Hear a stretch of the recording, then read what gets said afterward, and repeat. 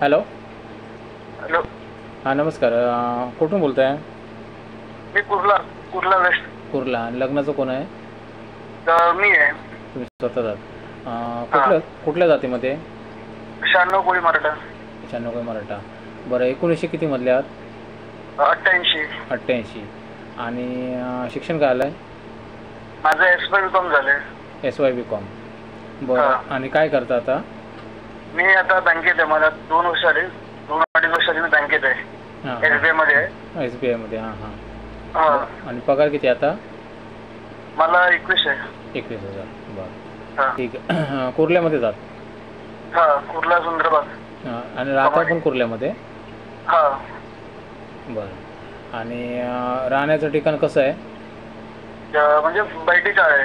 बैठी चाळ आहे. बरं. आणि हे घरी कोण कोण असतं? घरी आता सध्या मी आणि आईच आहे. 5 बहिणी होत्या. 5 बहिणीचं लग्न झालेलं आहे. वडील आता ऑफ झाले. म्हणजे या 13 जुलैला 1 वर्ष होईल. हां हां हां. बरं. 13 जुलैला 1 वर्ष होईल ना? हा. जुलै. त्याच्या आधी होतं आहे का बघूया. ठीक आहे. हा. बरं. आणि ठीक आहे. चालेल. घर कुठे तुमचं मूळ? आमचं घर मुंबईतच आहे. गावी असं घर आहे भाऊकीचं आमच्या. हां हां. पण आम्ही जेव्हा गणपती असेल तेव्हाच जातो. हां हां हां. कुठे आहे गाव तुमचं ते? कालावली, मालवण. मालवण. हां हां हां हां. हा. मालवणमध्ये कुठे म्हटलं? कालावली. बाणावली. कालावल. कालावळ. हां, कालावळ. ओके. कालावलची खाडी. ठीक आहे ठीक आहे. गडगेकर. आम्ही गडगेकर सावंत आहेत. होय का? हां हां हां. ठीक आहे ठीक आहे. चालेल. SY BA. SY BCom. म्हणजे आपण ते 12वी मध्ये आपण पकडतो कॅटेगरी ती. HSC मध्ये आपण ती कॅटेगरी पकडतो. हो हो हो हो. बरं मित्रांनो, लक्ष द्या इथे. जर कोण मुलगी ऐकते की तिने इथे लक्ष द्या. हा जो मुलगा आहे 88 मधला आहे आणि मालवणमधला मूळ आहे, परंतु त्यांना ते इकडे फार कमी असतात. म्हणजे मालवणमध्ये फार कमी असतात. कुर्ल्यामध्ये ते राहतात. कुर्ल्यामध्ये त्यांची स्वतःची रूम आहे. बैठी चाळ आहे आणि ते बँकेमध्ये कामाला आहेत. 88 मधला मुलगा आहे. म्हणजे जर कोण मुलगी आहे त्या अनुषंगे जर असेल आणि तिला मुलगा बँकेमधला चालत असेल तर तिने त्यांना कॉल करायचा आहे. मुलाचा नंबर आम्ही डिस्प्लेला देत असतो. प्रत्येक व्हिडिओमध्ये डिस्प्लेला आम्ही डायरेक्ट स्थळांचे नंबर देतो. हे लक्षात घ्या. कुठेही लपवून ठेवले जात नाही नंबर. तर आता मुलाच्या घरी मुलाची आई आणि मुलगा हे दोघंजण असतात आणि त्याला 5 बहिणी होत्या. 5 बहिणींची लग्न झाली. वडील नुकतेच म्हणजे वर्षभरापूर्वी वारलेत. म्हणजे 1 वर्ष आता होईल. तर ते लक्षात घ्या. तर लवकर लग्न त्यांना करायचं आहे. त्यांना लवकर घाई केली पाहिजे. आणि कारण आता वर्ष होणार, जुलैमध्ये आहे म्हटल्यानंतर वर्ष होणार. लवकर त्यांना घाई केली पाहिजे. तर त्यामुळे जर त्यांच्याकडून जर कुठली घाई दिसली तुम्हाला तर ते अतिशयोक्ती नसणार. एवढं लक्षात घ्या. कारण ते साहजिक आहे. लवकर म्हणजे 1 वर्षाच्या आत लग्न करायचं असतं हे समजून घ्या त्यांना. नाहीतर काही वेळेला आपल्याला वाटतं की समोरची पार्टी घाई का करते. तर त्यांच्याजवळ तो पर्याय नाही. त्यांना लवकर करावंच लागणार आहे. हे लक्षात घ्या. तर मित्रांनो, जास्तीत जास्त शेअर करा. म्हणजे या मुलाचे वडील म्हटले आपले वडील आहेत असं समजा आणि लवकर प्रयत्न करा. आपल्या भाऊसारखा आहे हा. जास्तीत जास्त शेअर करण्याचा प्रयत्न करा. कारण कसं त्याच्या घरी फक्त आता 2 माणसं आहेत आणि शेवटी कसं जी मुलगी जी येणार ती व्यवस्थित सुखात राहणार. कारण दोन माणसांना सांभाळणं काय फारसं कठीण नाही आहे. त्यामुळे ती जी मुलगी असणार ती चांगला संसार तिथे करू शकते.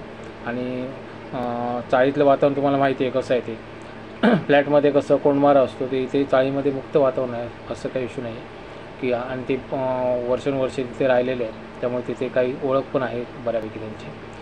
सर, चाळीमध्ये आतमध्ये सोयी काय आहेत? म्हणजे बाथरूम मध्ये जरा बाहेर आहे. आता बाथरूम आता कसं आमच्या गल्लीमध्ये बाथरूमची लाईन देणार आहेत. हां हां हां हां. तेव्हा बाथरूम ते घरामध्ये बांधणार आहे. बरं बरं. काय रूम बाहेर केलं ना त्यामुळे. हां, लक्ष द्या इथे. बाथरूमला थोडंसं बाहेर जावं लागतं. पण असं काही इश्यू नाही आहे. मुंबई आहे म्हटल्यानंतर मुंबईमध्ये बरेच समस्यांना सामना पण करावा लागतो. काही टेन्शन घेऊ नका. जे काय म्हणजे ज्या मुलीला मुंबई आवडते ती मुलगी सांभाळून घेणार. ज्या मुलीला खरंच लग्न करायचं आहे आणि संसारिक जी मुलगी असते ती खूप सांभाळून घेते. असं काही इश्यू नाही. बऱ्याच मुलींना मी बघितलं आहे चांगल्या चांगल्या जॉबला असलेल्या मुलीसुद्धा असं सिच्युएशनमध्ये सांभाळून घेतात. कारण मी बरीच लग्न केली, त्याच्यापैकी बरीच अशी लग्न केलेली आहेत. तर त्याच्यामुळे कसं जर कोण असेल यांना ॲक्सेप्ट करणार तर त्यांनी पुढाकार घेऊन त्यांच्याशी बोलायचं आहे. त्यांचा नंबर डिस्प्लेला लावलेला आहे. तर त्यामुळे कसं डायरेक्ट नवरा मुलाचा संपर्क असं जिथे लिहिलं आहे तिथे त्याला कॉल करायचा आहे मुलाला डायरेक्ट आणि त्यांच्याशी संपर्क साधून बोलायचं आहे. मुलगा बँकेमध्ये आहे, फिक्स जॉब आहे, 22,000 आता पगार आहे त्याला आणि व्यवस्थित सगळं चाललं आहे, काही इश्यू नाही आहे. आणि कुठला हे बाकी काय जर तुमचा काही विषय असेल म्हणजे काही तर तुमच्या मागण्या काय असतील किंवा काय तर तुम्ही तिथे जाऊन बोलाचाली करून तुम्ही अजून प्रश्न विचारू शकता. मला वाटतं मी बरेच प्रश्न विचारले. सर तुमचं लग्न पहिलं झालं होतं का? नाही सर, नाही झालं ना. बरं. आणि ऐका ना सर, हां बोला. माझा हा नंबर म्हणजे कसं मला बहिणीचा नंबर द्यायचा कॉन्टॅक्टसाठी. बहिणीचा नंबर द्यायचा. हां ठीक आहे. हां तुम्ही बँकेत असता म्हणून. ओके.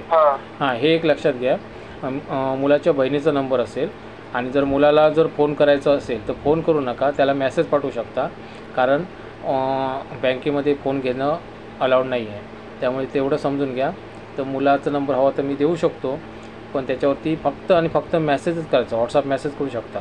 त्यापेक्षा डायरेक्ट तुम्हाला बोलायचं असेल तर बहिणीशी बोलू शकता, बहिणीचा नंबर तिथे दिला जाईल. असं आणि काय सांगायचं आहे? मला म्हणजे मुलगी कशी 12वी शिकलेली चालेल, मन मिळालं पाहिजे, म्हणजे ते सांभाळून गेलं आपलं घर. हो. आता जो मुलगा बोलतोय, स्वतः नवरा मुलगा बोलतोय, हे लक्षात घ्या. मी आतापर्यंत सगळी जी स्थळं आहेत